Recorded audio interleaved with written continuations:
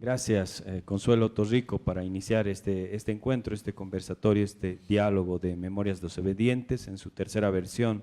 David Aruquipa Pérez, en tu investigación, La China Morena, Memoria Histórica Travesti, es importante la presencia de corporalidades y subjetividades trans en el contexto de la fiesta. ¿Qué representa esa visibilización trans para la sociedad en general y para las maricas, machorras y trabas de entonces? Si puedo poner un poquito. Bien, primero creo que hay que contextualizar, ¿no?, la fiesta popular en nuestro país, ¿no?, especialmente en la ciudad de La Paz, ya que el contexto de las chinas morenas que he ido trabajando es Oruro y La Paz, pero hoy me voy a detener en La Paz. Justamente por todo lo que planteaba Consuelo, ¿no?, por una sociedad tan diferenciada, no tan polos puestos, la burguesía en el centro y todos los demás en los márgenes, en las periferias. Entonces, ¿qué es lo que pasaba con las fiestas populares? Las fiestas populares no estaban en los centros, ¿no? Estaban en los márgenes, estaban en las periferias.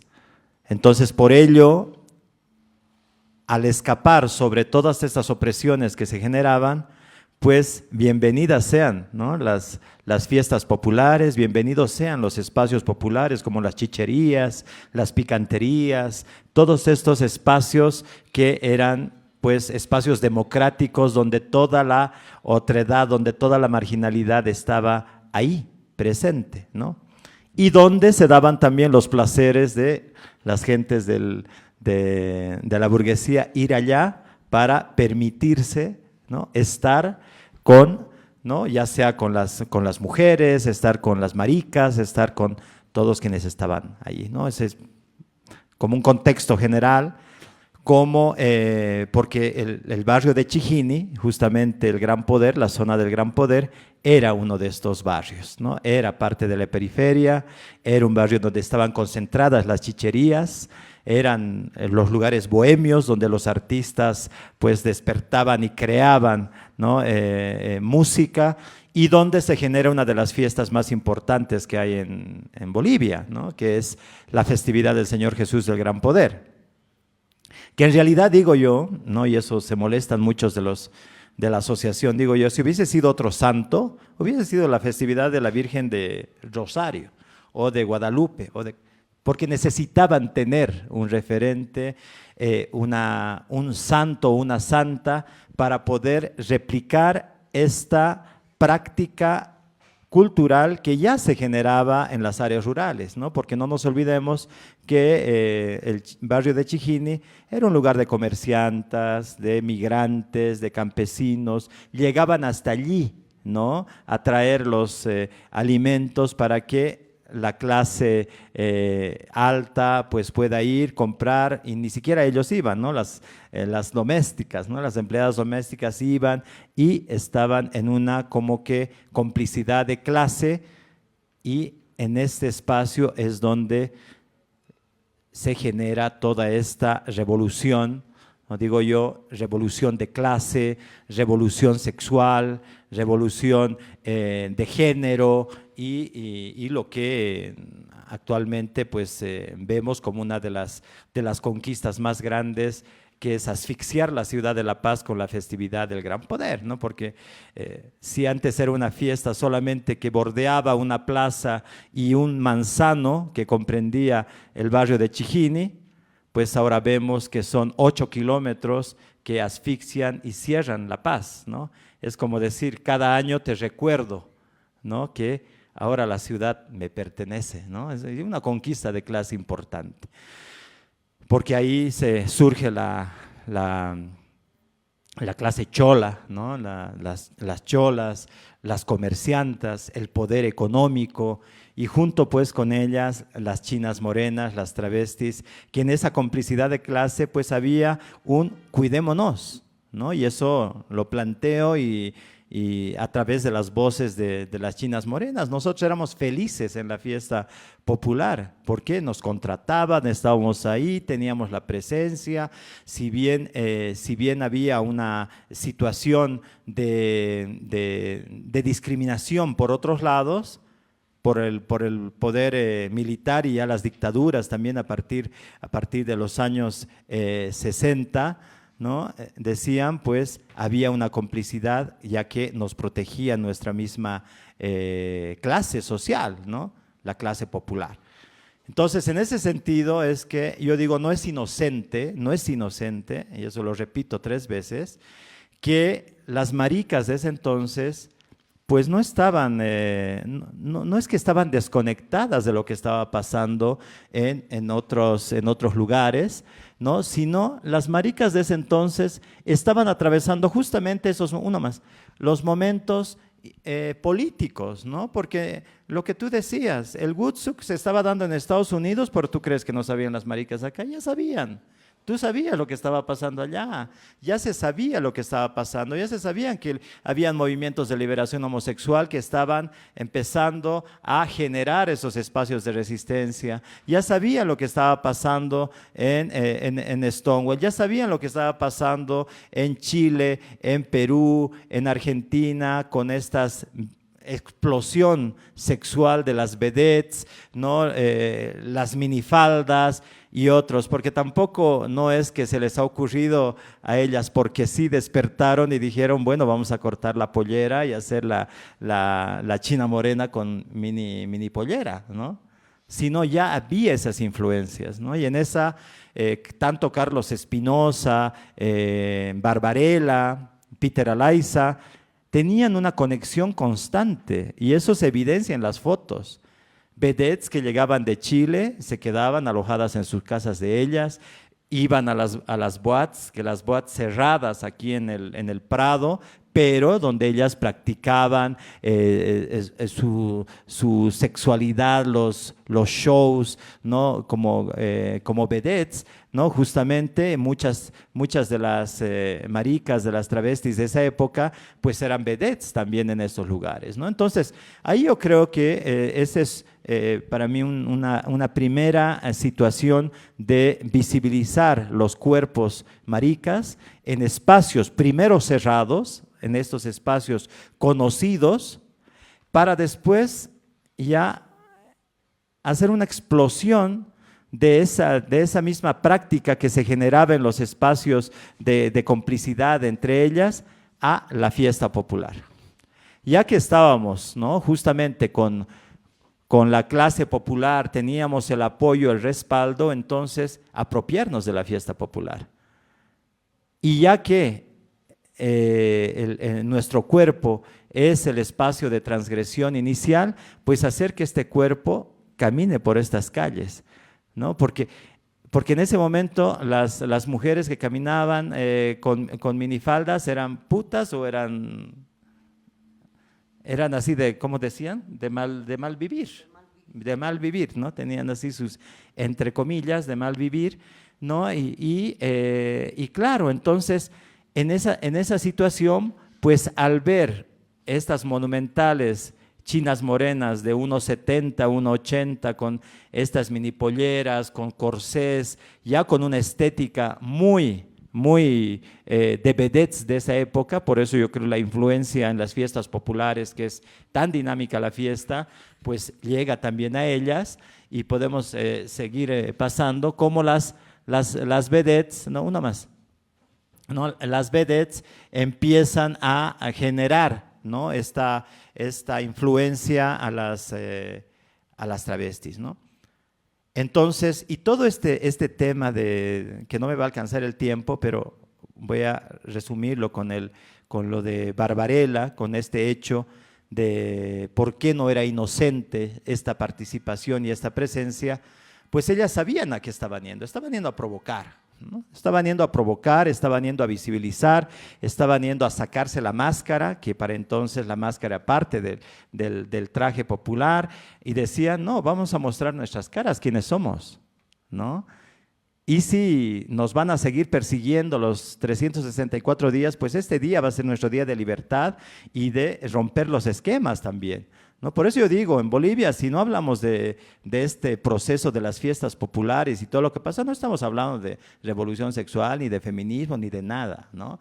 Porque es en estos lugares donde se han generado justamente estos elementos centrales, ¿no? de discusión. Las travestis, las maricas han posicionado esta agenda cuando todavía era un movimiento gay timorato, un movimiento lésbico timorato, un movimiento feminista timorato, ¿no?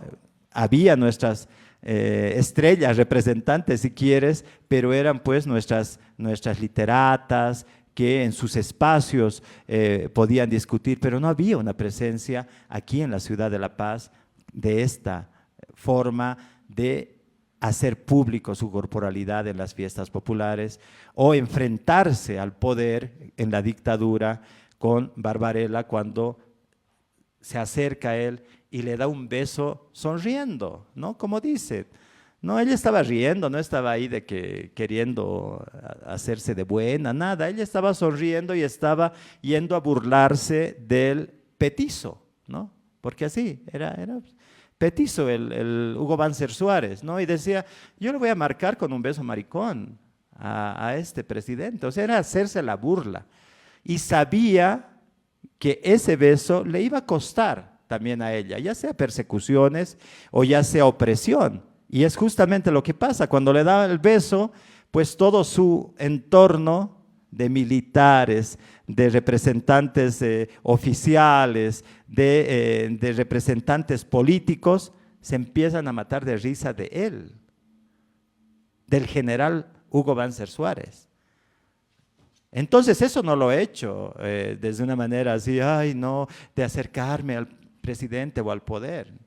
No, ha sido una provocación, ¿no? Por eso yo creo es fundante este beso que Barbarella le da a Hugo Banzer Suárez, ¿no? Al presidente de facto de entonces, porque ahí explota realmente la persecución y muchas de ellas, ¿no? Las más, como la Ofelia, la Romy y otras más, Candy, Lucha y otras, le empiezan a echar la culpa a Barbarella, ¿no? Porque por su culpa es que a todas ahora las perseguían y no las dejaban bailar en las fiestas populares, ¿no? Entonces, y esa cuestión de resistencia, ¿no? Con eso termino, especialmente de estas compañeras, ¿no? Dicen, no, la fiesta nos pertenece también, ¿no? Pero ahí sí yo quiero hacer un paréntesis en esa cuestión de que cuando el poder, ¿no? El poder militar se acerca al gran poder, las directivas controladas por hombres, ¿no? Del gran poder, cholos, tenían que pactar pues con el poder para que esté el presidente ahí avalando la fiesta y haciendo que la fiesta tenga un rango mayor. Y ese pactar con el poder, ¿no? Para que esté el presidente Hugo Banzer Suárez ahí y esté un Lucio Chuquimia, cholo, presidente de la Federación de Conjuntos Folclóricos que se había creado ya, pues ahí se genera una situación de que hay que perseguir a las travestis y hay que limpiar la fiesta popular para que siga viniendo el presidente y esto crezca más, ¿no? Entonces hay una cuestión también ahí muy terrible de análisis, ¿no? Cómo los temas de clase también se ven, ¿no? En medio de disputas, ¿no? En medio de disputas y al final de transacciones, porque ha sido una transacción, ¿no? Lo cual se discute hasta este momento, ¿no? Por ello, yo creo que esta presencia corporal, política, discursiva, ¿no? Y el beso como una acción política, pues ha sido importante para visibilizar la presencia marica que hasta ahora ya viendo en una temporalidad, pues seguimos viendo la fiesta como este espacio político y no como un espacio netamente religioso, identitario, cultural, sino un espacio donde tú construyes, destruyes, un espacio donde hasta tomas decisiones de quién y quién no va a ser parte de la fiesta hasta del mismo poder político, ¿no? Si no estás en la fiesta, no te reconozco como tal, ¿no? Entonces, yo creo que en ese sentido es importante analizar este elemento y quedándome en tu pregunta, en lo que ha significado las chinas morenas y las experiencias que se siguen dando hasta ahora, ¿no? En las fiestas populares, que ha sido retomada también por maricas en todas las fraternidades posibles. Eso. Gracias, David. También más adelante vamos a seguir con este diálogo, ¿no? Con esta propuesta también estética, festiva, desde las corporalidades trans, travestis, que hoy pueden ser denominadas de ese modo. Luna, queremos como iniciar este conversatorio también, ¿no? Preguntándonos qué se sabe de la población trans. David nos situaba un poco en el contexto de los 70, ¿no? El lugar social, ¿no? El lugar festivo de estas corporalidades en fuga de la heteronorma, porque también lo trans, ¿no? Como lo homosexual son denominaciones así un poco de la modernidad, ¿no? Justamente. ¿Qué se sabe de las mujeres trans en la segunda mitad del siglo XX? ¿No? Los 70s, de repente los 80s, el neoliberalismo de los 90s, ¿cuál era ese otro lugar social de las compañeras trans? Bueno, primero vamos a reconocer que las personas que han iniciado la lucha en los movimientos LGTB a nivel mundial era una persona trans, negra, con VIH, ¿no? En ese tiempo era muy difícil para la población trans acceder a medicación, hormonización, cirugías y todo para que tu cuerpo se acople o sea como tu cerebro lo dice, ¿no? Entonces, nuestras compañeras trans, hablando en Bolivia, han sufrido mucha represión, mucha persecución, discriminación en los años 60, en las dictaduras, en los años 70 también. Y es por eso que en ese tiempo las compañeras trans no salían a la calle de día, ¿no? O sea, los lugares donde frecuentaban ellas era de noche, en lugares o clubes nocturnos, como decía David, eran lugares donde podían bailar, vestirse de mujer, sentirse mujer, porque afuera después no les permitían. Había una represión fuerte. Yo hablé con varias compañeras que han vivido ese tiempo de la dictadura. Juana, que todavía sigue viva, una compañera trans adulta mayor, que cuenta que cuando había redadas en las discotecas, lo primero que hacían era llevarse a las travestis, ¿no? O sea, todas las travestis las cargaban en la patrulla y solamente por una cuestión de morbo o tal vez de hacer daño a nuestra población, porque para ese tiempo nosotras pues éramos lo peor, ¿no? Lo escrachado de la sociedad. Entonces les llevaba la policía, les iban a dejar a un pueblo lejano, ¿no? Dice que les llevaban a donde terminaba el Alto, a las Trancas, a Patacamaya, esos lugares, y las botaban ahí, ¿no? Y ellas tenían que volverse desde ahí a pie, porque no tenían dinero, no tenían nada, y es más, las golpeaban y las botaban por ahí, ¿no? Entonces era una forma violenta de decirles que son lo peor en ese momento de la sociedad, ¿no? Y es lo que pasaban muchas compañeras, pero no se rendían, ¿no? Seguían la lucha, pero buscaban espacios donde podían sentirse seguras. Buscaban espacios donde podían liberarse, donde podían sentirse mejor. Buscaban espacios en discotecas, en clubes nocturnos, y buscaban espacios como en la Fiesta del Gran Poder, ¿no? Donde en esos espacios de fraternidades podían sentirse ellas mismas, ¿no? Entonces había ese rol desde las corporalidades iniciar nuestra lucha, ¿no? Porque para nosotras, las personas trans, nuestro cuerpo es político, nuestro cuerpo es la lucha, nuestro cuerpo es todo. Desde nuestro cuerpo es donde reflejamos nuestra lucha, desde nuestro cuerpo es donde tenemos la fuerza para todo, ¿no? Nosotras no podemos ocultarlo tan fácilmente, a diferencia de la población gay y lesbiana tal vez, ¿no? O sea, pueden estar ellos bien vestiditos de machos y sin decir que son gays y pueden pasar como cualquiera, pero para nosotras es un poco más difícil y es por eso que muchas veces siempre recalcamos que la población más discriminada de toda la LGTBI es la población trans, porque está en nuestra imagen, en nuestro cuerpo, la lucha, ¿no? Y además que en la historia de los movimientos, las perseguidas, las asesinadas, las golpeadas han sido la población trans, ¿no? Hasta hoy en día seguimos viendo hechos. Ayer justamente se ve un caso en Cochabamba de una compañera trans que ha sido asesinada a golpes, ¿no? Y es por eso, porque nosotras fácilmente no podemos decir que somos mujeres o que no somos trans, entonces nuestros cuerpos son la lucha que tenemos, ¿no? Eso es lo que pasaba en esos años. La población trans era brutalmente perseguida, pero las cosas han ido cambiando. Yo siempre decía siempre digo, ¿no?, que no es lo mismo ser trans hace 40 años que ser trans ahora.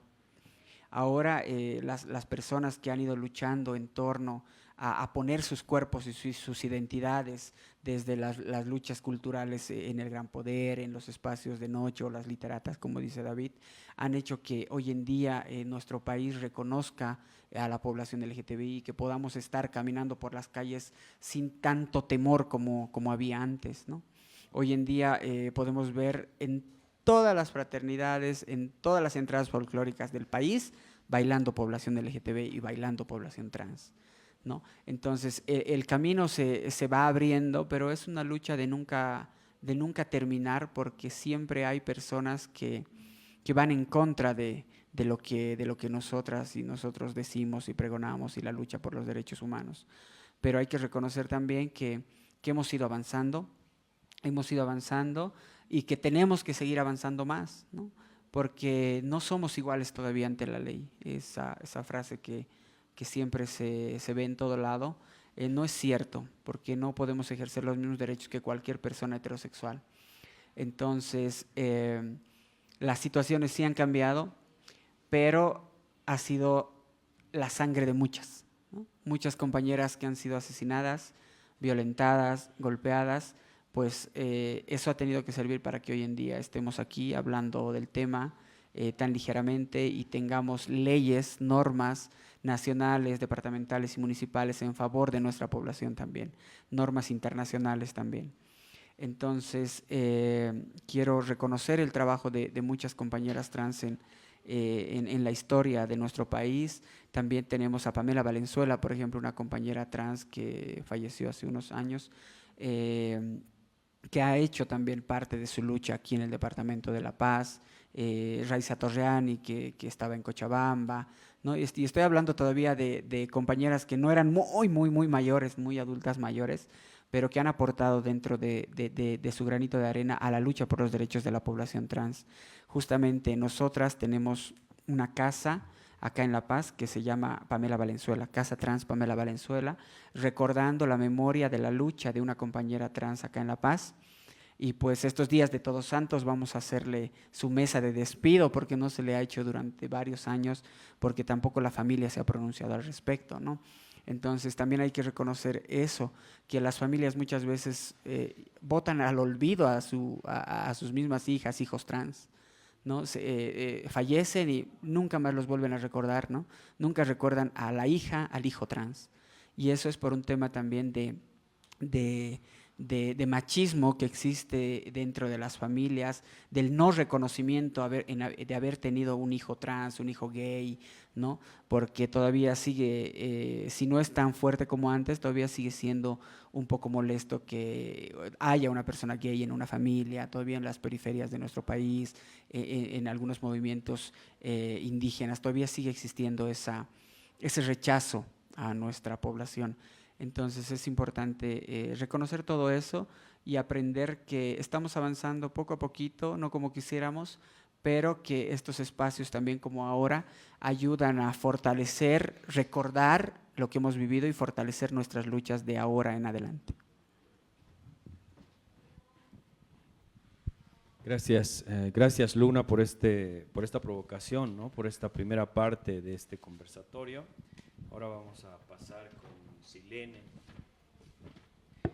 Silene, igual, ¿no? El contexto de las dictaduras, la recuperación de la democracia y el neoliberalismo de los 90s nos lleva justamente a preguntarnos, ¿no? ¿Cuál es el lugar social de las mujeres lesbianas y bisexuales? Ya Consuelo nos hablaba, ¿no? de este permanente, las corporalidades en fuga, ¿no? En fuga de la heteronorma, en fuga de la familia, en fuga de la moral y las buenas costumbres del sistema patriarcal, heterosexual, etcétera.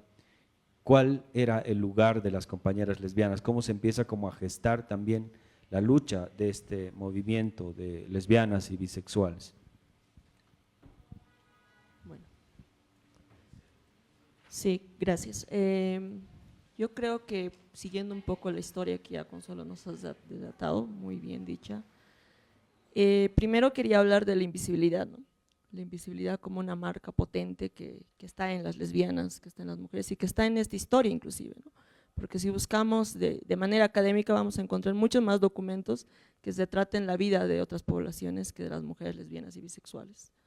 Nuestras memorias se han quedado tal vez en la oralidad y se ha pasado de oralidad a oralidad. Y también en un ejercicio de memoria me pregunto, ¿dónde están las lesbianas adultas? Está Coquito, que la queremos mucho, hay Zingo en Santa Cruz, hay otras compañeras que apreciamos y que nos cuentan, ¿no? Pero hay muchas que ya no están porque han sido castigadas por la heterosexualidad obligatoria y han vuelto a ese camino, ¿no? O hay otras muchas que han migrado, ¿no? La migración como una manera de escapar, ¿no? de todo el castigo heterosexual y de esta sociedad heteropatriarcal. Entonces, yo creo que han ido dejando poco a poco huellas de lucha, pero han ido también desvaneciéndose, ¿no?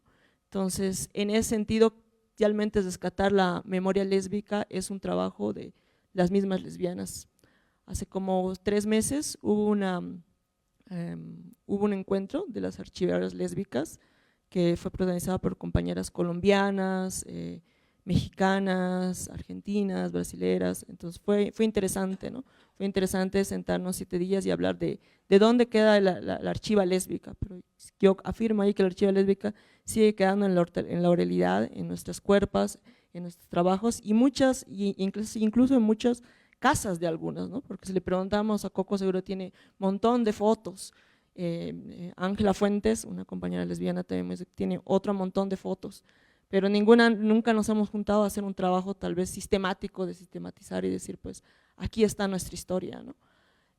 Primero eso. Segundo, creo que también la historia de las mujeres lesbianas ha ido entrelazando en estas rebeldías en toda Albayala, ¿no? Creo que ha dado mucho los encuentros feministas de Albayala, luego los encuentros lésbicos feministas, de los que yo fui parte casi al final, pero conozco que esa historia, hay muchas lesbianas hicieron protagónicas en ese momento y estuvieron ahí presentes, ¿no?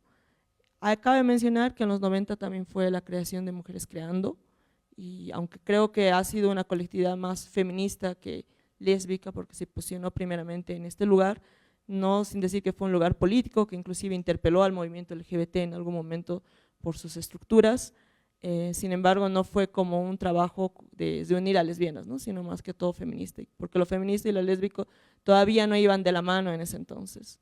Y ahora volviendo ya a lo lésbico, que no tiene que ser tanto feminista, porque tal vez muchas lesbianas no se encuentran allí, y aunque eso ha sido cuestionado muchas veces, creo que lo lésbico para mí es potentemente la lucha por la vida de las mujeres, así se denominen feministas o no.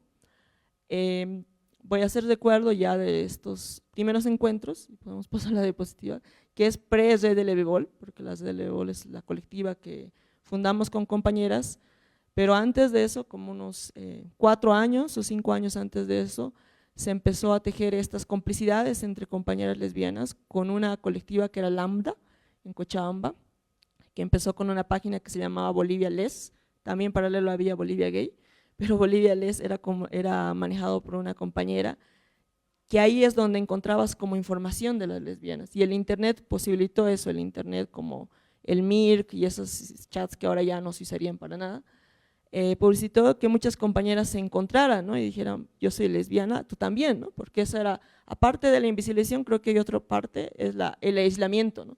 El sentir siempre yo soy la única, no hay otras, ¿no? Entonces, en territorios como Santa Cruz, como Cochabamba y La Paz, sí hay que reconocer que Cochabamba y La Paz tejían tal vez agrupaciones que no necesariamente tenían que ver con activismo ni nada, pero sí grupos donde se reunían y estaban y venían todas a jugar fútbol, a mirarse, a agruparse. Entonces fue ahí donde se decidió hacer el 2006 el primer encuentro lésbico nacional en Cochabamba. Ese era como el afiche y el cronograma, que se pasaba ese tiempo por correo, porque tampoco había Facebook ese tiempo, ¿no? Entonces se pasaba por correo, se pasaba de compañera en compañera, no había WhatsApp tampoco, entonces se pasaba de compañera en compañera. Y yo creo que en esos encuentros que fueron marcando de 2016 hasta 2018, hubo también una parte donde las compañeras pusieron bastante lucha, sí, política, porque estos encuentros tenían tres partes: una parte que era la parte de la fiesta, otra parte era la parte del arte, porque creo que las lesbianas han hecho mucha resistencia desde el arte, y otra parte era desde el fútbol, ¿no? Y en fútbol, teorizar el fútbol como un lugar político de lesbianas también es otro lugar también muy interesante de que hablarlo, pero yo no lo voy a hablar, seguro mi compañera Elan podría hablarlo mucho mejor que yo. Pero esos, si podemos pasar a esos encuentros que se realizaron, esas las compañeras de Santa Cruz que dijeron, esos encuentros que se realizaron del 2006 hasta el 2018 fueron totalmente autónomos. No había ONGs que dieron el dinero, que dijeron vamos, fueron compañeras que se encontraron y dijeron nos queremos ver, vamos a vernos, entonces iremos primero a Cochabamba y cada una se gestiona su pasaje como sea, gestionamos casas como sea, pero nos vemos y nos encontramos y nos miramos también. Y en este relato también, hace como varios meses que hablamos con Ángela Fuentes, ella nos contaba que igual ahí había una parte de encontrar nuestros relatos, nuestras historias, lo que nos unía, pero también una parte de la denuncia de las violencias que vivían, ¿no? Contaba ella que hicieron un grupo de las compañeras, que eran las Semillas de Aviosas en Cochabamba, unos recuentos de grabaciones preguntándoles a las compañeras dónde vives violencia, cómo te sientes, y había relatos terribles, ¿no? Inclusive de violaciones colectivas, como mi madre me encierra con un chico para que yo tenga sexo con él. Así era el nivel de violencia sexual, ¿no? Entonces, por esos encuentros eran políticos, porque te encontrabas con otra, porque podrías decir dónde te estaban violentando, cómo te estaban violentando. Entonces, había una cierta denuncia de decir, sí, yo te creo, ¿no? Entonces, después de estos encuentros, que se realizaron, como dije, autónomos hasta el 2016, que fueron Cochabamba, Santa Cruz, Oruro, Tarija. En el 2008 fue el último encuentro, el 2018, perdón, fue el último encuentro que sí fue financiado por el Fondo Aptapi Jupuete, y ahí como ya se perdió el encuentro lésbico bisexual. Unos años antes, previo a eso, nace la Red de Mujeres Lesbianas y Bisexuales. Y la red no es la primera colectiva que nace, ¿no? Había otras que justo cuando yo revisaba estas memorias LGBT que se escribió, había grupos que habían participado activamente, de Cochabamba especialmente, como las Mujeres Azules, en congresos LGBT. La red de Lebol nace y había representación de mujeres lesbianas también en el colectivo TLGB, que era en ese momento la agrupación que unía a todas las organizaciones, como Ángela Fuentes, Janina Camacho, Ana Tejerina. Pero también había una ausencia de poner las necesidades y las agendas de las mujeres lesbianas y bisexuales en el activismo LGBT. Entonces, ahí es donde nace la red de Lebebol en el 2018 en Santa Cruz, en un congreso del colectivo TLGB. Esa es como una foto de como el primer encuentro.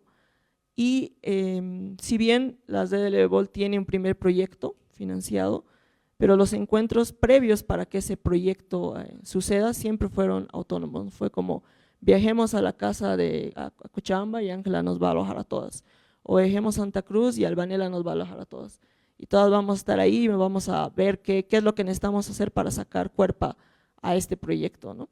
Entonces, fue muy interesante, especialmente de donde yo habito. Yo soy alteña, pero he habitado muchos años de mi vida en Santa Cruz, donde en Santa Cruz los movimientos lésbicos se hallaban más que todo en el fútbol, en los barrios, pero no había como algo articulado para trabajar agendas, ¿no? Entonces éramos como 3 mujeres lesbianas y bisexuales que quisimos hacer eso. La red de Lebebol fue fundada por Ángela Fuentes, Janina Camacho, Albanela Chávez, también Liceda Ayala y Karina Heredia, como un ejercicio de memoria tengo que nombrarlas. Posterior a eso hicimos la primera campaña de visibilización de mujeres lesbianas y bisexuales, que fue en 3 ciudades, que es como una foto que está ahí, que posicionó varios lugares de donde estábamos, como una mujer es lesbiana, pero también es boliviana, es lesbiana, pero también está en el campo laboral, pero también es mamá. Entonces, esa fue nuestra primera, como una acción con un apoyo pequeño que se tuvo, y fue en 3 ciudades, en La Paz, en Cochabamba y en Santa Cruz. Les podría contar como cada foto, y creo que no terminaría nunca de decir, pero sí quiero como responder a la pregunta y contar como 3 momentos que creo que han sido importantes de la red del EBOL. Uno, el caminar en el activismo LGBT, que justo ahí volca la pregunta cómo caminamos con el colectivo LGBT, luego con la Qualibol LGBT o en algún momento con ambas y luego con ninguna, ¿no? Yo creo que siempre hubo este sentir de que se podía tener un lugar de representamiento entre estos colectivos y que se podía posicionar la agenda lésbica y bisexual, de algunas compañeras más que otras, ¿no? Pero en algún momento, en el 2012, justamente cuando el colectivo, la Qualibol se separa del colectivo TLGB, nosotras pensamos qué realmente se tiene, teniendo una presidenta que en ese momento era Ángela Fuentes, como colectivo TLGB, que es realmente qué luchas se están posicionando ahí dentro, ¿no? Si a veces puede ser más que todo una pelea en una estructura machista que posiciona nuestras luchas, ¿no? Entonces, por eso se decidió salir de ambos, dijimos no vamos a estar en ninguno de los dos. Si hay una pelea o hay una polarización entre ambos, pues será de ellos y no es de nosotras. Y nosotras vamos a abrir nuestro camino y vamos a hacer nuestra propia agenda y vamos a trabajar en nuestros propios intereses. Creo que esa era la idealización que teníamos, pero sí hay que reconocer que muchos años después seguimos en las agendas LGBT y seguíamos asistiendo como aliadas, pero ya no parte, ¿no? Y ese es el otro lugar de las lesbianas, ¿no? Donde estás en la lucha LGBT, donde estás en la lucha feminista, donde estás en la lucha antiespecista, estás en la lucha con los animales, estás en un montón de luchas, cuidando y mirando, y aparte cuidando y viendo otras vidas, y nunca tienes tiempo para tu propia agenda lésbica y bisexual, ¿no? Es otro lugar y otra característica de lesbianas, que nos metemos un montón de luchas, pero ¿dónde está realmente nuestro posicionar de nuestros propios, lo que queremos en el movimiento LGBT o en los movimientos feministas? Entonces yo creo que ahí sí se hace una ruptura en el 2017, aunque la red, y esa es una pregunta que ha sido muy redundante, ¿ha sido feminista? ¿No ha sido feminista? Yo sé que hasta colectivos grandes como mujeres que han dicho no eran feministas, porque no venían a las reuniones, porque no se decían así. Para mí, los lesbianos altamente feministas. Pero bueno, nosotras de hecho en nuestros materiales que no está aquí, desde el inicio siempre poníamos que había una estructura patriarcal, poníamos que había un machismo, entendíamos que había una fuente teórica, y esto no lo entendíamos porque llegamos y lo entendíamos porque había compañeras que ya tenían un recorrido en el movimiento feminista muy largo. Entonces, eso sí estaba, pero sí era cierto que estábamos más involucradas en las luchas LGBT y que con los movimientos feministas. Creo que en el 2016 hay como una ruptura ahí, porque hemos dicho que no vamos a estar en el colectivo ni en la Qualibol, pero seguimos haciendo esto, ¿no? Seguimos estando en las agendas, seguimos estando, ¿a qué encuentro vamos? ¿A dónde vamos? Hay que hacer esto, hay que hacer lo otro. ¿Y dónde está lo que queremos hacer nosotras, ¿no? Habíamos pensado en eso y pues decidimos ahí realmente posicionarnos en nuestras propias luchas, y parte de eso es posicionarnos en favor del aborto, que todas las de LBOL no estaba de acuerdo en eso, y muchas compañeras lesbianas al día de hoy, yo digo lesbianas que no son activistas o activistas, seguramente lo van a cuestionar, pero nosotros públicamente nos pusimos, ahí dijimos vamos a ser parte del aborto, así tengamos ataques o no ataques, porque tiene que ver también con la autonomía de las cuerpos, ¿no? Y esto es pues también viene una herencia política de lesbianas que han hecho líneas de acompañamiento años atrás en los territorios, ¿no? Pero nosotros nos ponemos ahí y decimos ya no queremos esto, y ya no queremos estar también en los movimientos LGBT, porque hay que reconocer que había mucha violencia, ¿no? Había demasiada violencia que ya la podíamos nombrar, y había violencia de gritarnos, de decirnos tú tienes que seguir mi agenda, porque yo soy un hombre gay que me puedo sentar de 8 a 5 hacer en el escritorio y me pagan un sueldo, pero tú tienes que venir a firmarme la lista en este horario. Pues no, porque las lesbianas estaban trabajando y no estaban financiadas. Y ahí también recalco que la CELEBOL no ha estado financiada los 16 años que ha existido, de hecho, más años ha estado autónomamente que financiada, ¿no? Entonces, en ese sentido, pues yo creo que decimos vamos a acuerparnos con el movimiento feminista, vamos a estar con nuestras compañeras y vamos a pertenecer más ahí. Y es cuando en La Paz nos articulamos más con la articulación pluridiversa de las mujeres de La Paz y el Alto, en Santa Cruz con la plataforma de las mujeres y en Cochabamba con el Aquelarre y con otras colectivas, ¿no? Entonces nos ponemos ahí a estar con ellas, a estar en las reuniones, a dar más importancia y fuerza a las fechas conmemorativas que ellas estaban, el 8M, el 25N, y a posicionarnos como feministas, ¿no? Y también a eso nos involucra salirnos de las agendas, que creo que hasta ahora es como si hay construcciones de EEPU, de no sé qué, no nos incluyen porque ya no estamos en la agenda LGBT. Entonces decidimos decir no vamos a estar en esta agenda y vamos a estar más en feministas. Nos parece importante ver y seguir luchando por la vida de las mujeres, nos sentimos mejor aquí y aparte que sentimos que son espacios donde no vivimos violencia, ¿no? Entonces, y creo que lo hacemos en diferentes grados. La red de LBBOL es nacional y es compleja en toda su articulación, es difícil de hablar de un solo camino porque cada territorio ha tenido sus diferentes caminos, sus diferentes alianzas, sus diferencias. Entonces, yo estoy intentando hacer como un resumen. El segundo momento es justo este, de las rebeldías lésbicas, porque es como que decimos vamos a poner ahora más de lo que ya hicimos, porque sí, igual siempre salíamos a las marchas feministas, LGBT, pero vamos a poner la cuerpa en la calle, ¿no? De las maneras que nosotras sentimos que tiene que estar, y de tomar las rebeldías lésbicas, que es un trabajo, porque no eran fechas que están instaladas, ¿no? Como el 28 de junio y el 8M. En el 2018 decidimos vamos a retomar esta fecha, la vamos a conmemorar, es una fecha autónoma que las compañeras de Albayala la han puesto, y decidimos hacer esta marcha, esta concentración con las compañeras, también donde había varios temas políticos como el aborto y las lesbianas, donde estamos nosotras, y esto acompaña también a las batucadas, ¿no? Es muy lindo saber que ahora hay batucadas transfeministas, disidentes, un montón de batucadas en todos los territorios y que eso ha cogido mucha fuerza. Hay que reconocer también memoria histórica, no voy a decir fuimos las primeras, seguro algunas compañeras tuvieron otras iniciativas también feministas, en Santa Cruz lo sé, que hubo unas compañeras de la Orusa que iniciaron esto, y en los otros territorios, ni qué decir, tal vez hay una memoria más larga. Nosotras empezamos con las batucadas por el 2017 y estas batucadas se sostienen autónomamente hasta el día de hoy. Entonces se estuvieron para hacer trabajo y cuerpo en la calle, ¿no? Y decir, estamos aquí, estamos presentes, somos lesbianas, somos bisexuales, y lo hicimos muchas veces. Hicimos estas rebeldías lésbicas nacionales, pero también lo hicimos a nivel solo territorio, de irnos a una plaza y vamos a tocar y vamos a hablar con las demás compañeras, ¿no? Las rebeldías lésbicas, también hay un corte ahí, yo creo, después de este momento de decir somos feministas, pero realmente cuál es nuestra postura política, ¿no? Y ahí es donde nos pensamos también el tema del colonialismo. Decimos, bueno, entonces nuestra postura política también es anticolonial. ¿Por qué hablo de esto? Porque un año, el 2019, también cuando hubo las rebeldías lésbicas, hubo un posicionamiento fuerte de la red LBBOL de decir, pues nosotros no nos vamos a poner a hablar en todo este golpe de Estado, de hablar de maten a los indios, maten a los otros, sino vamos a estar en la cuerpa y en la calle, en Sencata, y estuvimos ahí, vamos a estar con estos, y creo que fue una de las únicas colectivas en lo que llamamos LGBT que puso la cuerpa en las calles en ese momento, porque había mucho temor, ¿no? de otros colectivos y especialmente ONGs de poner palabra, obviamente, ¿no? O sea, es mejor la neutralidad cuando tienes un cierto financiamiento. Pero nosotros sí dijimos vamos a poner palabra y cuerpo aquí. Esas fotos son de la última que hicimos en La Paz, ¿no? Y el último momento que voy a terminar, y espero que no me haya pasado de tiempo, es el lesbofeminismo.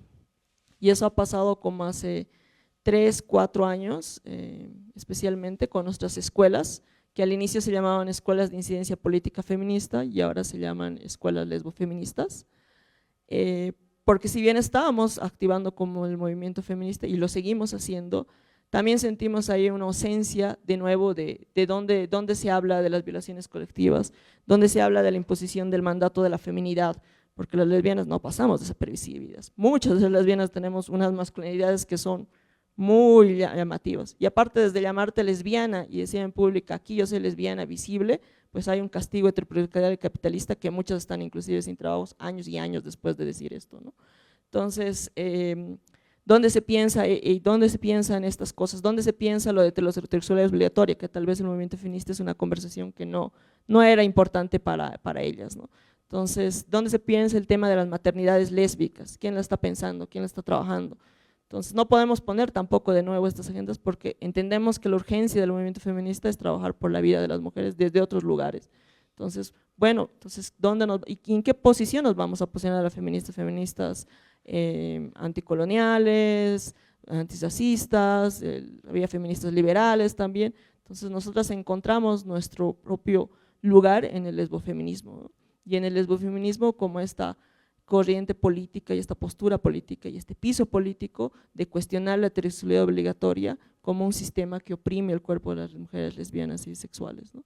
Entonces, en ese sentido, ya la cambiamos de nombre a que eran las escuelas feministas y las escuelas lesbofeministas, donde también tenemos ahí un módulo de hablar qué es lesbofeminismo, cuándo se hicieron los encuentros, por qué nos posicionamos ahí, por qué no nos posicionamos como lesbianas feministas o feministas lesbianas, que son tal vez otros lugares donde se han posicionado otras, ¿no?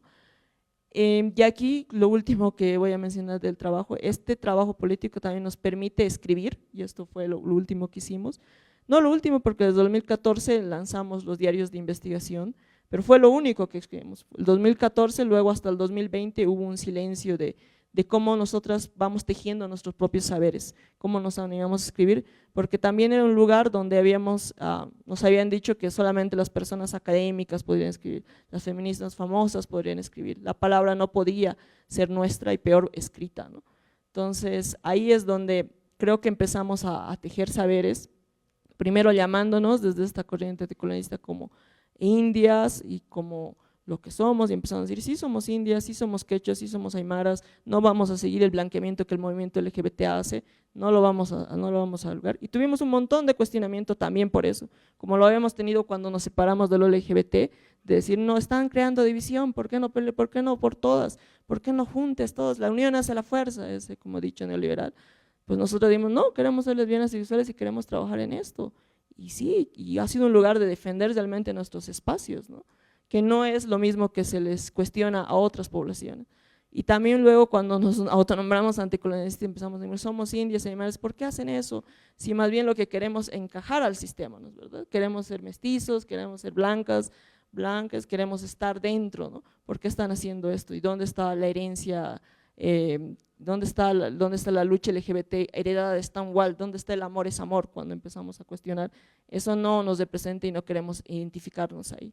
Y creo que escribir ha sido un ejercicio muy interesante desde las investigaciones que hemos hecho, que no son académicas, que no tienen una metodología o epistemología, o porque no conocíamos todo, bueno, esto tiene esta metodología, o Freud decía, o Gramsci decía, no, eran investigaciones que nosotros íbamos tejiendo desde nuestra palabra, y yo creo que todas han sido tejidas bajo, vamos a decir, la metodología de investigación y acción participativa, que ni siquiera sabíamos que existía ni se llamaba así, pero siempre han sido tejidas entre todas y han sido procesos de años, digamos, cada investigación nos ha tomado 2, 3 años, pero también son nuestros tiempos para escribir, para sentarnos, para acordarnos y para que todas las compañeras que estén ahí se sientan parte de esto, ¿no? Porque nuestras compañeras lesbianas y sexuales no son sujetas de un objeto, no son objetos de estudio para nosotros, ¿no? Son sus vidas las que queremos reflejar y siempre estamos en ese camino, ¿no?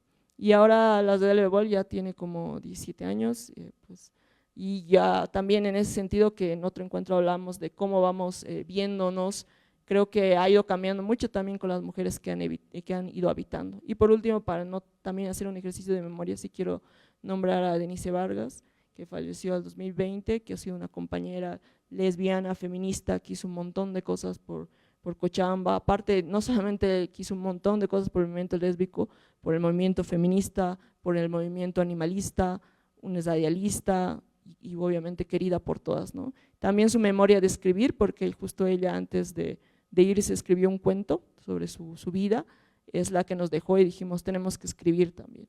Y porque se incorporaron otras compañeras como es Rosa Mills, que es una poeta, y también nos dijo, tenemos que hacerlo, ¿no? Tenemos que tomar este lugar de la palabra, y fue ahí donde también nació la antología de poesía lésbica, bisexual. Y ahí me quedo. Gracias Silene, gracias Luna, gracias David, gracias Consuelo. En esta primera provocación quiero abrir el micrófono al público, si alguien tiene un comentario, una pregunta con los compañeros, las compañeras, adelante.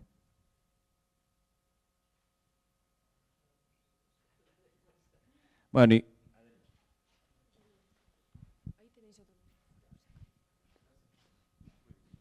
Buenas noches, muchas gracias.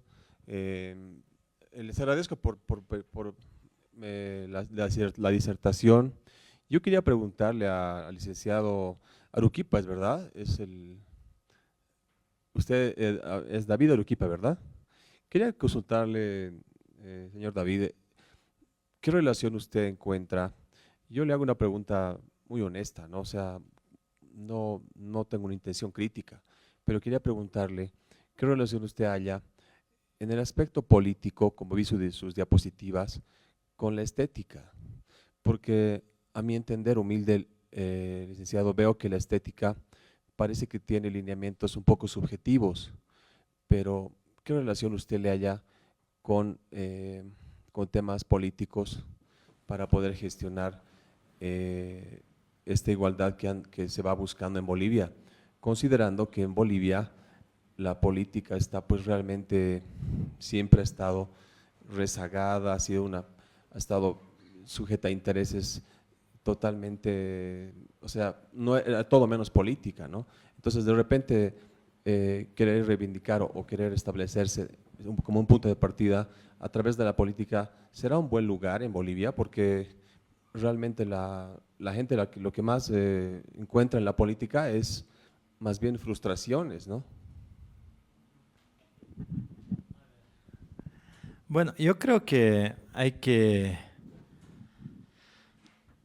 diferenciar, ¿no?, en el tema de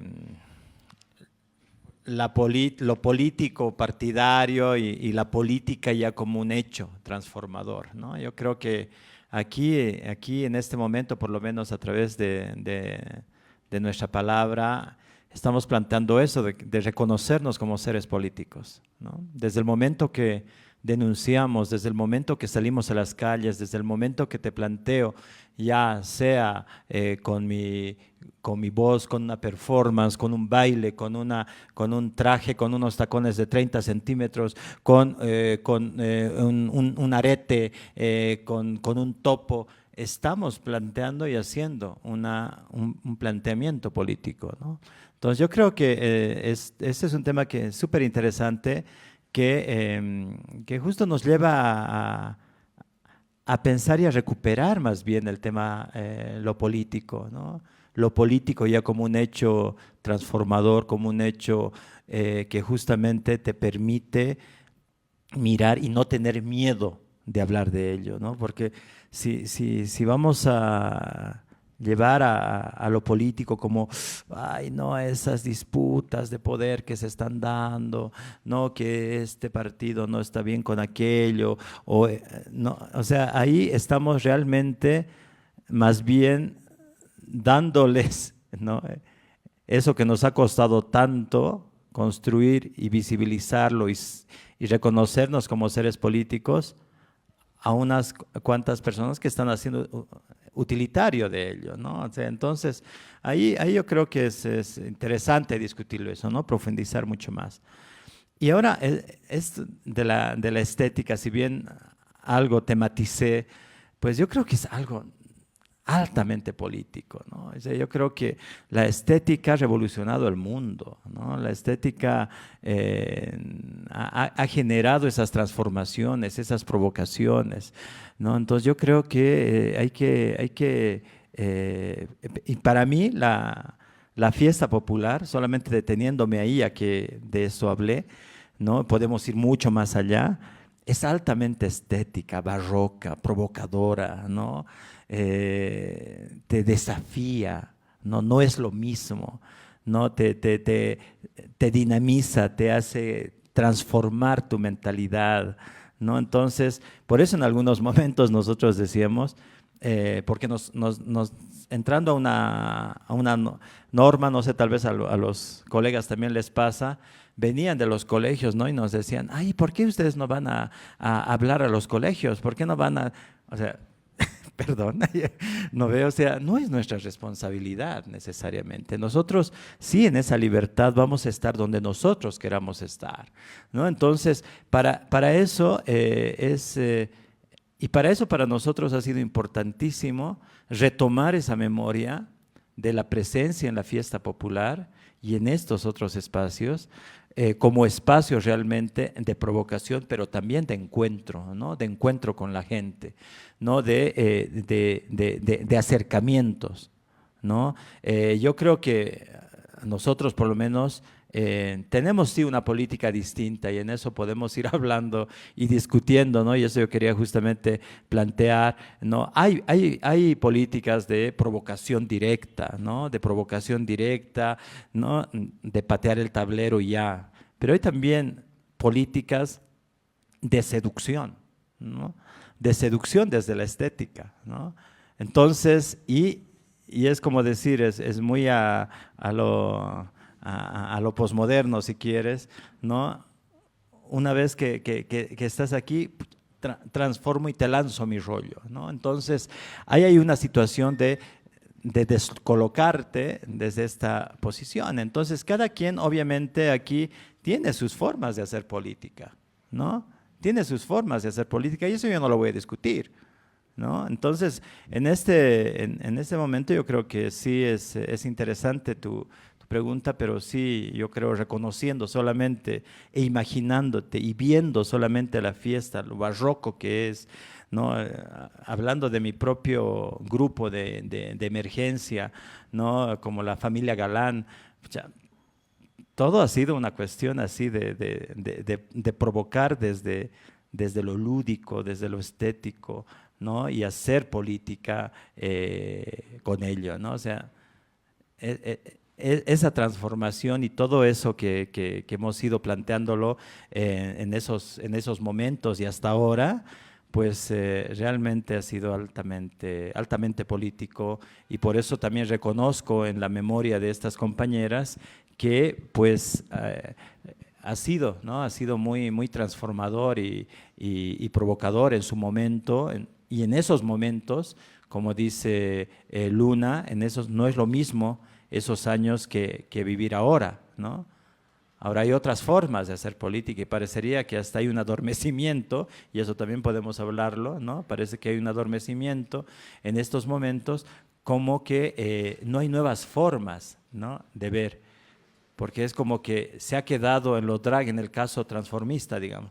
Parecería que se ha quedado en lo drag, ¿no? En estas marchas, en los tacones, en tal.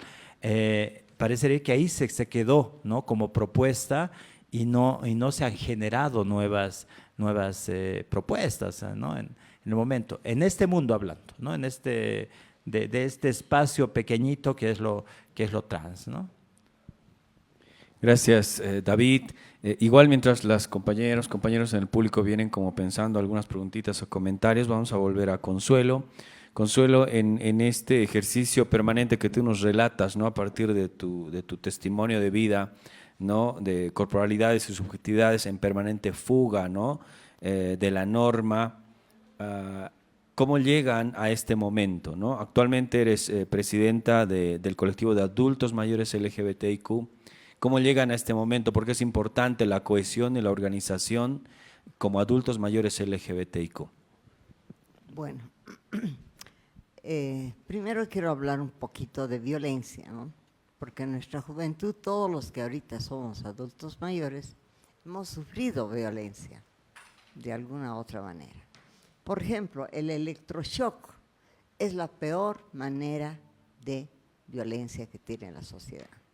Y a mí me hicieron 3 veces electroshock para que deje de ser lesbiana. Es un absurdo, ¿no ven? Después, a la compañera María Esther Cárdenas, la llevaron a vivir a sus padres, que era un juez, la llevó a vivir por aquella época del Alto más allá, ¿no? Y entonces a la María Esther la violaron 9 hombres hasta dejarla muerta. En esa época no había estas campañas de defender a la mujer que la han matado, etcétera, no había.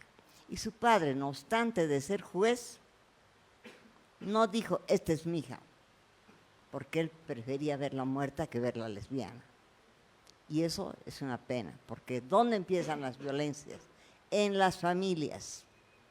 Es mentira que empieza de afuera, empieza de adentro. ¿Por qué muchas lesbianas tienen que adoptar, a veces sin ser muy visibles, tienen que adoptar posturas varoniles? ¿Por qué? Porque en su casa hay el tío, el cuñado, el primo, que las quieren violar. Y ese es un tipo de violencia que sufrimos las lesbianas día a día cuando somos jóvenes.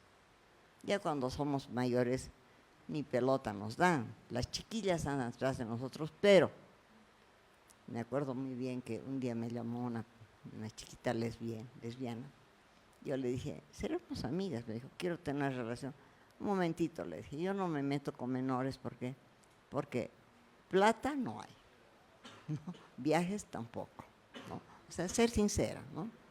Entonces, esas violencias. Tu pregunta, ¿qué va? La importancia de la cohesión y la organización Del como adulto mayor. adultos mayores LGBTIQ. Entonces, los que hemos llegado a adultos mayores, somos personas que hemos combatido toda la vida, toda una vida de lucha. Porque si ustedes van a las reuniones, por lo menos de la filial de La Paz, van a ver a una Milde de Escobar, ¿no?, que ha luchado toda su vida por ser lesbiana. Y ahora tiene que cuidarlo a su papá de 98 años y esperar las palizas que le dan sus hermanas cuando no lo cuida bien. No, solamente ¿por qué? Porque el estigma de ser lesbiana, ¿no? Y muchos del grupo han sufrido, y muchos, casi todos, han sufrido violencia. Por ejemplo, nuestra otra compañera Vanessa, que es una compañera trans, es excelente la Vanessa, ¿no? Por ejemplo, un día le tocó, ella estaba trabajando, ahora vende gelatinas, pero en esa época estaba trabajando, bueno, en un lugar de prostitución, y le tocó pieza.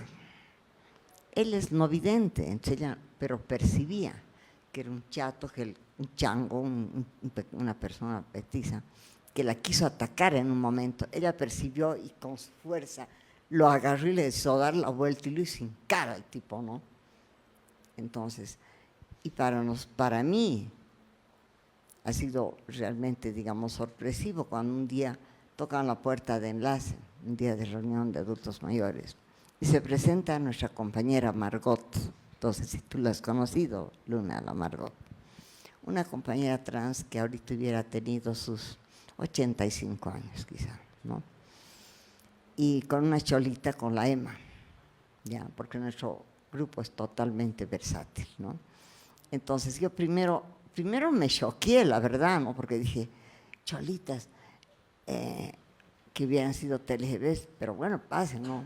No podía decirles, esperen, no pasen, ¿no? Y resultó la Margot una gran activista, una mujer que nunca hubiéramos pensado, ¿no? Una mujer de tanta fuerza, que me acuerdo que la alcaldía nos dio un diploma, un reconocimiento, donde estuvimos justamente con Pamela, recibiendo ese reconocimiento, y con Margot, ¿no? Y Margot se enfermó gravemente y la llevaron al Hospital General. Ella vestía de cholita. ¿Y qué dijo el médico? No la voy a atender, porque ella la revisó y en la revisión se dio cuenta que era como dijo, yo no la voy a atender hasta que no venga vestida de hombre. Ya estaba muriéndose. Y Emma tuvo que correr a su casa a buscar una pollera de ella y traerle, ¿no? Bueno, y no la internaron en los pabellones, la internaron en unos depósitos que habían ahí atrás.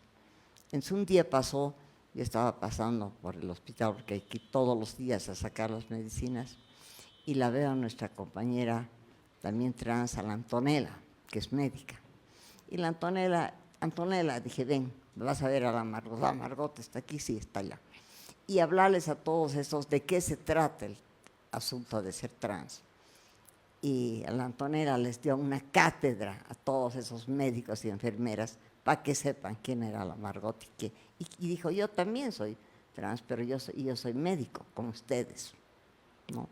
Eso fue muy lindo eso, ¿no? Porque solo una persona que ha pisado esos zapatos puede decir cómo es y qué es, y desafiar a todo ese círculo de profesionales que en realidad no tenían ninguna calidad humana, ni un poco de tolerancia, lo que sí se vive en las 369. Bueno, lo que nos lleva a hacer la Asociación de Adultos Mayores es que ya nos vemos viejos y nos vamos encontrando. Por ejemplo, yo conocí a Titina, al Tito Hernández, Titina que también bordaba una maravilla, bailaba, hacía unos peinados maravillosos, ¿ya? La Titina. La Mildred, ¿no? Que es transmasculino, yo, y nos faltaba una cuarta persona. ¿Qué hacemos? El Marquiño era el que nos seguía a todas partes, ¿no?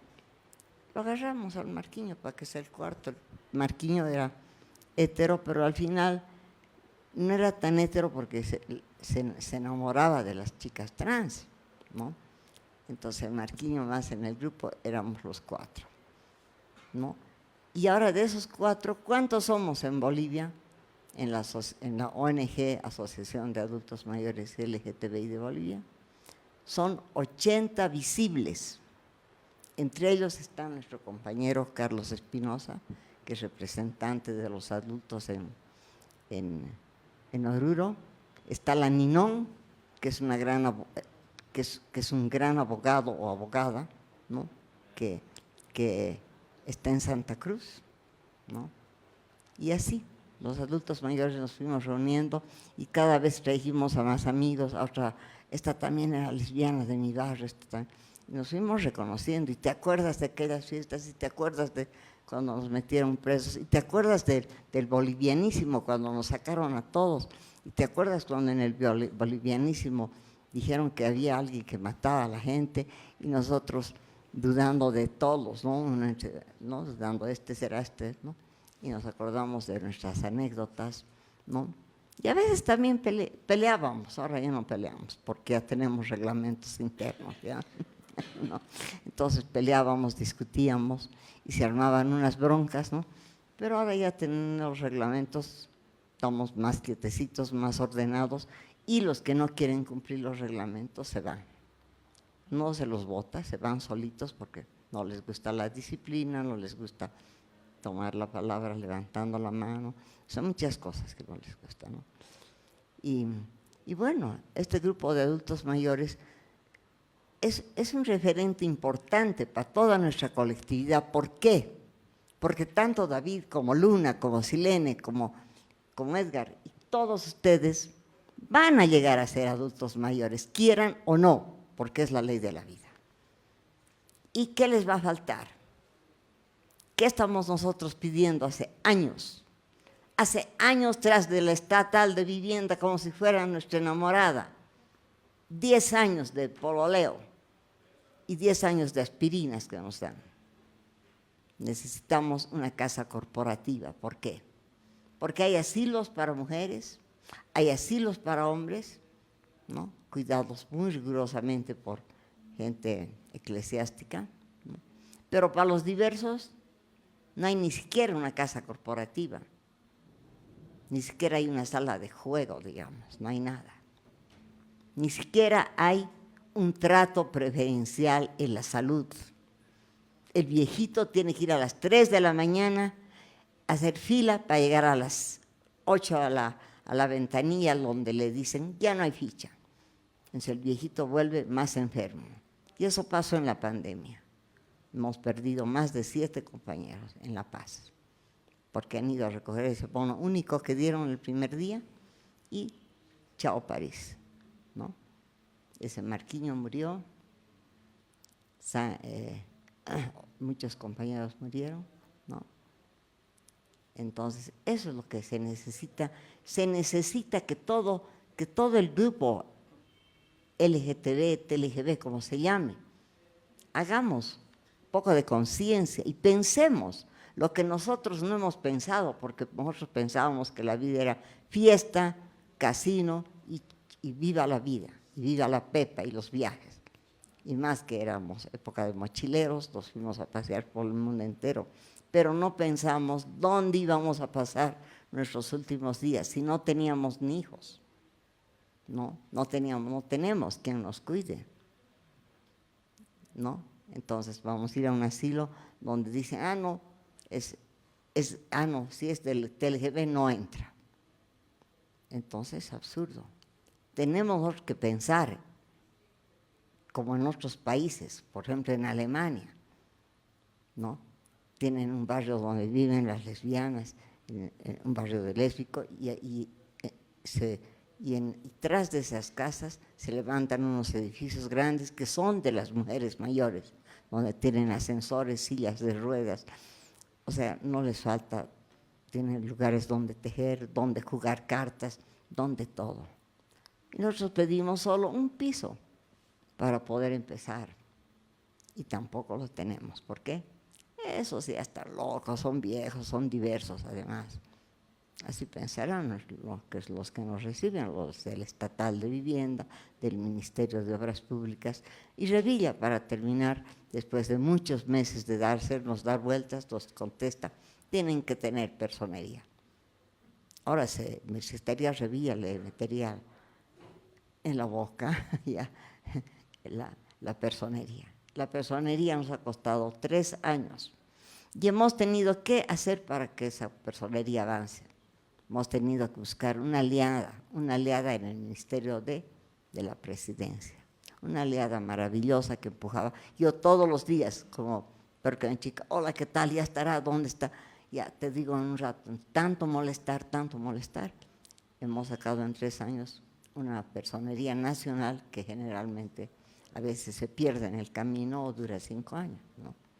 Esos adultos mayores tenemos que repensarnos, todo lo colectivo, toda la comunidad, tenemos que pensar en nuestro futuro, o cercano o lejano, pero es un futuro donde impecablemente vamos a ir a parar, a ser adultos mayores.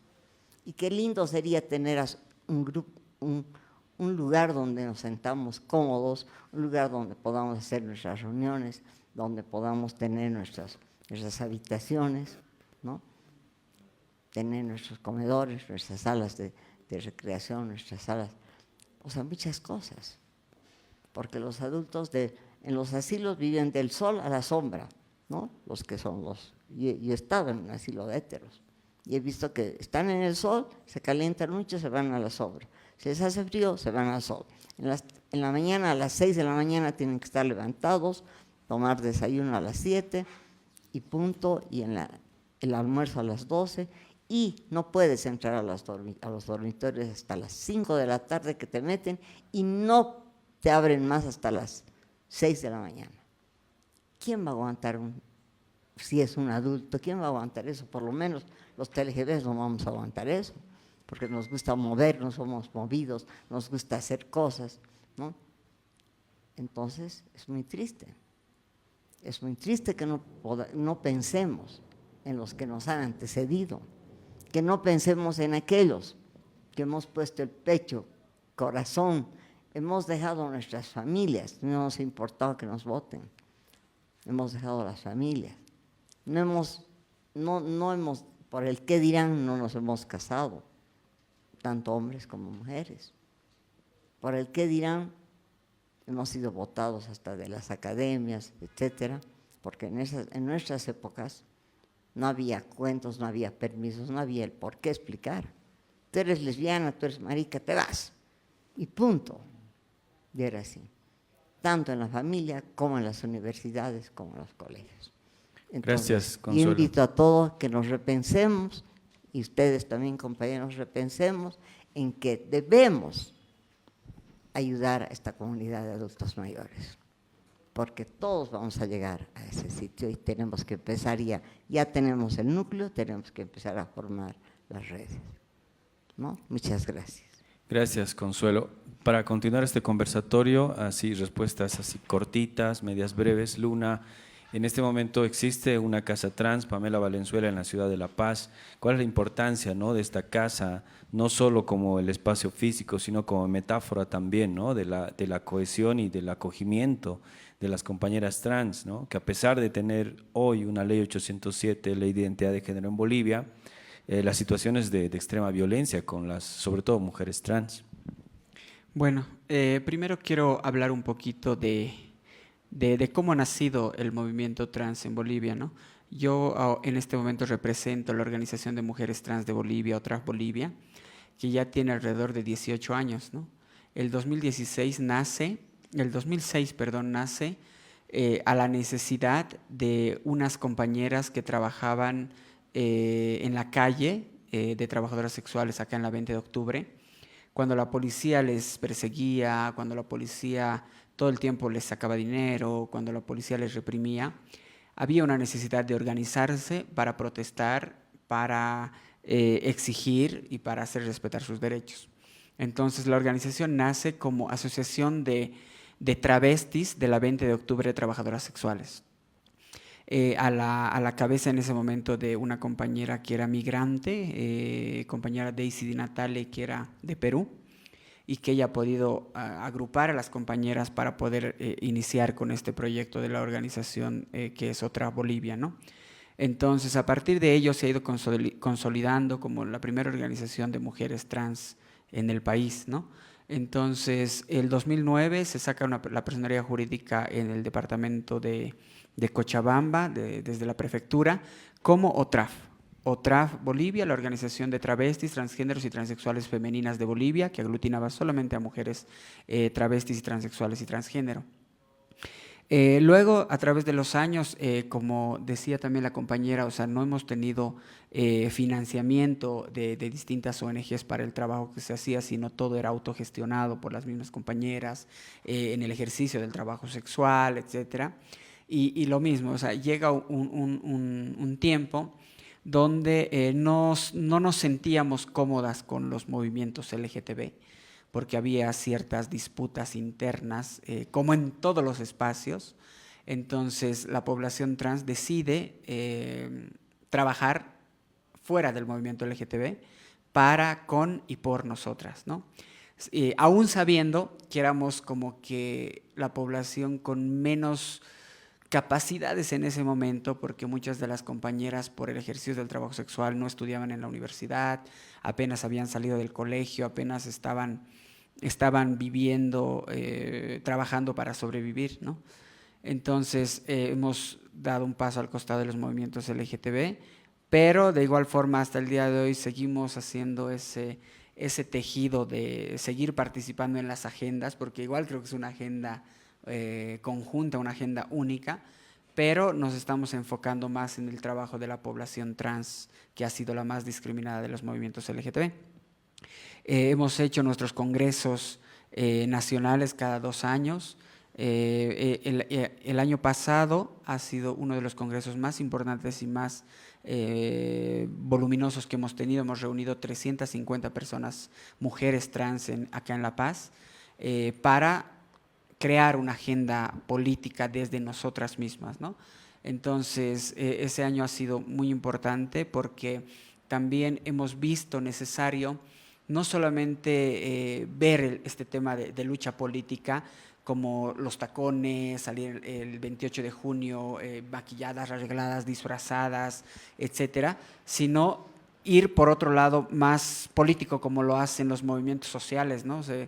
Marchan, bloquean y pues se hacen escuchar. Y es por ese lado que nosotras hemos ido replanteando nuestra forma de cómo hacer política, y desde hace 2 años hemos empezado a marchar ya no en la noche, ¿no?, sino en el día. Tomamos las calles sin pedir autorización, sin pedir que cierren las vías la alcaldía, que nos pidan pedir permiso a la policía ni nada, sino nos metemos a las calles para protestar, para reclamar, para reivindicar y para visibilizarnos como población. O sea, para decir que estamos presentes en el país, que somos un número no pequeño, que somos un número grande de población trans que reclama por una sociedad con los mismos derechos para todos nosotros, ¿no? Entonces, a partir de eso hemos ido marchando todos los 28 de junio, el 28, si cae lunes, cae jueves, cae sábado, el 28, dirigiéndonos a una entidad pública para reclamar nuestros derechos, ¿no? El segundo año ha sido muy fuerte porque nos hemos dirigido a la Asamblea Legislativa justamente para pedir la solución de la sentencia inconstitucional que ha sacado el TCP de la 076/2017, que restringe ciertos derechos a la población trans. Y en este momento no podemos tener los mismos derechos que cualquiera, estamos muertas civilmente, y es por eso que nos hemos dirigido a la Asamblea Legislativa a reclamar. La policía nos ha querido reprimir y pues hemos tomado nuestra fuerza entre todas las compañeras, hemos marchado con las tetas al aire, donde eso les ha impactado mucho a la gente de afuera, a los mismos congresistas, porque apenas hemos hecho eso, se han empezado a crucificar en las rejas de la Asamblea Legislativa, pues nos han llamado, ¿no? Nos han llamado los diputados, los senadores, diciéndonos que no hagamos eso, que nos vamos a reunir inmediatamente, ¿no? Entonces, así nomás nos hemos podido hacer escuchar, porque si no, de otra forma, mandando cartas, mandando cosas, pues lamentablemente no funcionamos así. Y ese ha sido el organigrama o cómo se ha ido constituyendo OTRAF Bolivia. En este momento tenemos una personería jurídica nacional y tenemos presencia en los 9 departamentos también como población. Somos la organización más grande de mujeres y personas trans, porque ahora no solamente aglutinamos a mujeres trans, sino también tenemos en nuestras filas muchos hombres trans, que igual nuestra agenda es la misma, ¿no? La misma de lucha. Y es como se ha ido articulando el movimiento trans, por lo menos desde la organización OTRAF Bolivia, ¿no? Y más como un movimiento nacional de población trans, hemos ido articulando igual trabajo con otros grupos y organizaciones pequeñas en distintos departamentos, como el Movimiento Transfeminista en Cochabamba, la Asociación de Mujeres Trans en Santa Cruz y otras organizaciones en los otros departamentos, para crear un movimiento con una agenda.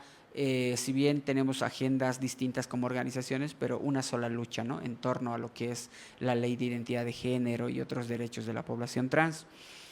Tenemos, gracias al Fondo Mundial, recursos para las casas trans, recursos muy limitados, pero recursos para funcionar como casas trans en La Paz, Cochabamba y Santa Cruz, en el eje troncal, y Trinidad, ¿no? Tenemos en esas casas atención psicológica, tenemos atención médica, pruebas de ITS, VIH-Sida gratuitas, tenemos atención de asesoría legal también, y La Paz se ha caracterizado por tener un equipo multidisciplinario más grande, porque hemos empezado a hacer contactos y alianzas con organizaciones para que tengamos servicios más amplios, como el de una trabajadora sexual que vea las necesidades particulares de cada compañera. Otorgamos alimentación gratuita de lunes a viernes a las compañeras que más lo necesitan. Tenemos una médico endocrinóloga para el proceso de transición que tienen las personas trans, hombres y mujeres, y tenemos acompañamiento de pares también para el cambio de identidad y otros más servicios que hacemos en la Casa Trans de La Paz, ¿no? Que se ha hecho ya muy grande. Y también estamos viendo el tema de que seamos más autosustentables y no dependamos de un recurso extranjero, y podamos abrir nuestras casas en distintas ciudades del país también, ¿no? Justamente mañana inauguramos la Casa Trans en Oruro, ¿no? Una casa trans que se ha logrado a través de María Galindo y nosotras, para tener los mismos servicios que tenemos aquí en La Paz. Si bien es cierto que no nos va a alcanzar porque no tenemos el presupuesto para Oruro, pero vamos a intentar tener las mismas alianzas para que se pueda trabajar igual en Oruro. Mañana tenemos la inauguración allá en Oruro, justamente por los aniversarios patrios que tienen, y pues eso, ¿no? Eso hemos ido articulando en el transcurso de este tiempo, y vamos a seguir luchando como OTRAF para que todos nuestros departamentos tengan un espacio, porque como decía Coco, tener un espacio donde inicie la lucha, un espacio de concentración, un espacio, una familia, porque también somos una familia ahí, es muy importante, ¿no? Porque muchas veces nos reuníamos en casas ajenas, en una casa de una, en casa de otra, que vivían en alquiler y como que se molestaban, o sea, había muchas cosas, ¿no? Entonces es importante por eso tener un espacio propio que pueda ser la punta de lanza para la lucha, la concentración, las reuniones de todo lo que es los derechos de la población trans LGTBI. Gracias, gracias Luna. Para cesar este conversatorio breve, David, Silene, ¿cómo se ha transformado la lucha LGBTIQ? David, tú vienes del activismo del colectivo LGBTIQ. ¿Cuál es el horizonte de lucha, ¿no?, que tú prevés justamente mirando al futuro? Bueno, yo creo que cada quien ya ha ido abriendo sus espacios de acuerdo a lo que ve necesario, ¿no? Si me preguntas como David, pues de mí sabes que en este momento he estado trabajando más en temas de archivos, estoy con los temas de archivos, creo que el tema de la memoria, los archivos, escribir, es muy importante, es altamente importante y eso es una proyección. Por eso yo creo que cada activismo que hay con sus propias líneas de acción son importantes, ¿no? Son importantes. María Galindo es altamente importante lo que hace, ¿no? Luna con su otro espacio, porque nada lo vamos a poder realizar desde nuestros propios espacios. Lo que sí, y eso estaba, justamente te decía, de un movimiento adormecido, creo que la reflexión discursiva, política, sí está todavía muy fragmentada, ¿no? O sea, no hemos tenido la posibilidad de, estando en nuestras diversidades de movimientos que estamos, tener esa posibilidad de articulación, ¿no? Por lo menos hay algunas acciones que intentan ser mediadas, pero ya tú ves por los temas financieros, económicos, que siempre, y eso decíamos con ella, va a funcionar mientras haya plata, ¿no?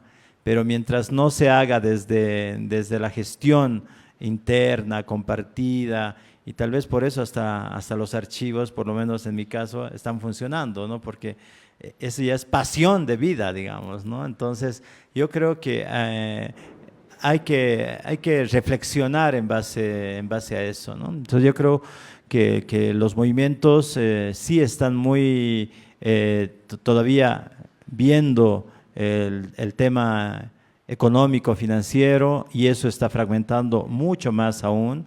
No hay espacios de discusión política. Entonces, quienes estamos con nuestras acciones, vamos a seguir haciéndolas, ¿no? Pero sin esta posibilidad de articularnos, ¿no? Entonces van a ser voces explosivas, pero así desde distintos frentes, lo cual también está bien, ¿no? Está bien, pero sí, tal vez desde una escuela ya más antigua, sí me gustaría, ¿no?, pues, nuevamente retomar estas movilizaciones importantes, masivas, discursivas, conectadas, hermanadas, no necesariamente unidas todo el tiempo, ¿no?, sino pero en momentos claves, ¿no? Entonces, yo eso pienso, ¿no? Y creo que sí, y con esto cierro, creo que el trabajo de ingresar a lo cultural, pero lo cultural realmente como un espacio importante, debemos trabajarlo, ¿no? Creo que es ahí donde están muchas respuestas y no estamos mirando desde ese lugar. Nos hemos detenido, creo, en temas de VIH, ¿no?, que son responsabilidades del Ministerio de Salud. Nos hemos detenido en querer hacer nosotros currículas de educación de salud integral. No, eso tenemos que exigir. Ahí los movimientos, están ahí el Ministerio de Educación que tiene que hacerlo. Nosotros, obviamente, ¿no?, impulsar, plantear, pero no es necesariamente algo que tenemos que hacerlo en sí mismo, ¿no? Y estamos descuidando aspectos importantes, ¿no?, importantes, creo yo, ¿no? Entonces, en ese sentido, creo que falta mirar, ¿no?, estas situaciones más profundamente. Gracias, David. Para César, igual, Silene, ¿cuál es el horizonte de las luchas de mujeres lesbianas y bisexuales, la red LBBOL particularmente? pensando en el poder, porque el poder, el pacto con el poder también como que ha ido fragmentando las luchas, pero también, ¿no? O sea, en alguna medida se han conseguido leyes, normativas, etcétera. De cara al poder, ¿cuál es el horizonte de la red de Lebebol? Sí, quiero reconocer que también la red de Lebebol está, pero también hay otras colectivas lesbianas como la colectiva Muña Iguara aquí en La Paz y el Alto, Lesbos en Tarija, ¿no? Son pocas, porque la mayoría se adecua siempre a esto, a lo LGBT más que todo. Nosotras, también eso fue una ruptura con el movimiento LGBT o con las organizaciones LGBT, no querer apostar tanto por la política pública o por la idea de la inclusión, ¿no? Y decir, no queremos ser parte de un sistema que ya para nosotras sentíamos que estaba bastante podrido, ¿no? Y donde prima el machismo y la estructura patriarcal, pues no vamos a ir a negociar ya con senadores ni diputados. Pero seamos conscientes que no vivimos en otro estado, ¿no? Seguimos aquí, por lo cual también ha habido intenciones desde la red para hacer política pública en algunos momentos que hemos considerado, pero creo que lo que prima es el cuidado y la sanación. Eso nos ha significado estos últimos años, ¿no? Si va a ser sobre nuestro cuidado y sobre nuestra sanación trabajar como activistas para política pública, pues no va, ¿no? Nosotros vamos a primar esos lugares porque ya venimos con historias violentas, como ya lo he mencionado, como muchas compañeras vienen. Entonces, ¿cómo nos sanamos? ¿Dónde estamos? En la palabra, en la cultura, ¿dónde ponemos? Y lo que mencionabas del poder, sí quería mencionar así dos cosas pequeñas, que creo que las del Bebol también se cuestiona este tema, ¿no? Estas maneras del poder y el biopoder que estamos en relaciones, ¿no? Que siempre están presentes en cómo nos relacionamos. Y en ese sentido, nuevas voces han ido emergiendo. Por ejemplo, yo vengo aquí a contar la memoria, pero bien la podría contar Janina, Ángela, Wendy. Yo vengo a contarles la memoria, pero ahorita quien está poniendo voz y cuerpo es el AM del Castillo como coordinadora, ¿no? Que tiene otra visión, otra mirada y otro lugar, ¿no? Y una voz política muy fuerte también de hacer cosas, ¿no? Y en Cochabamba y en Santa Cruz y en La Paz igual ha ido emergiendo nuevas voces, que eso para nosotros es importante, es siempre poner nuevas voces sin olvidar la memoria, ¿no? Sin olvidar la memoria que nos ha llegado hasta aquí. Acerca de qué viene para la red, creo que el trabajo que hemos hecho ha sido siempre colaborativo con otras mujeres lesbianas y bisexuales, de sentarnos y preguntar. Lo hemos hecho mediante encuestas totalmente autogestionadas, ¿sí? Lo hemos hecho mediante el acompañamiento, porque no es entrevistas. Lo que el AMIS 2 han hecho en algún momento son sentarse con compañeras y escuchar 3 horas de vida, su historia, y que ellas les digan, y esto está, y ahí identificar, bueno, este es un tema que queremos trabajar, ¿no? Queremos trabajar con compañeras migrantes, queremos trabajar con compañeras que han vivido violaciones colectivas, porque es una necesidad de ellas. No es un activismo de escritorio, que yo lo he visto mucho, de sentarse 3 personas en un escritorio y decir, la agenda de la cooperación nos dice que hagamos esto, esa va a ser nuestra lucha ahora, ¿no? No es de escucharnos y mirarnos, y por supuesto el constante siempre va a ser el acompañamiento. El AMA hace eso mucho, el acompañamiento jurídico y el acompañamiento emocional, que intentamos darles a nuestras compañeras desde un lugar autogestionado también ahora, y creo que esta separación entre la cooperación y la red en algunos momentos es buena. Igual la anterior vez hablaba del AMA y el AMA me decía, este año no quería que tengamos financiamiento, no quería hacer eso, quería que estemos y hagamos nuestras cosas, porque nosotros podemos poner nuestras agendas en ese sentido. Tenemos ahí un espacio muy pequeño en Santa Cruz, que también es totalmente autogestionado. Y ya solamente finalizando sobre mi lugar individual, siempre quise que mi lugar individual fuera tejer saberes con las compañeras, y creo que estar ahora ya no en los micrófonos, como lo están mis otras compañeras, sino escribiendo o mirando de estas temáticas, es un lugar donde quisiera seguir estando. Gracias, Silene. Bueno, quiero pedirles un aplauso, por favor, a nuestros invitados, nuestras invitadas, Consuelo, David, Luna, Silene. Vamos a cerrar este conversatorio, este tercer encuentro de Memorias Desobedientes, y les queremos invitar al próximo encuentro, al último encuentro, que será el último miércoles de noviembre, ya con colectivas jóvenes, de jóvenes LGBTIQ, del Alto, de La Paz, de Cochabamba, de Santa Cruz, que tienen también como otro posicionamiento político, otra mirada, otra lucha. que reconoce y recoge también la memoria ya existente en Bolivia. Gracias también a todos ustedes por quedarse hasta este momento. Y nos vamos con Memorias Desobedientes, una mirada al pasado, al presente y al futuro de las luchas LGBTQ en Bolivia. Gracias.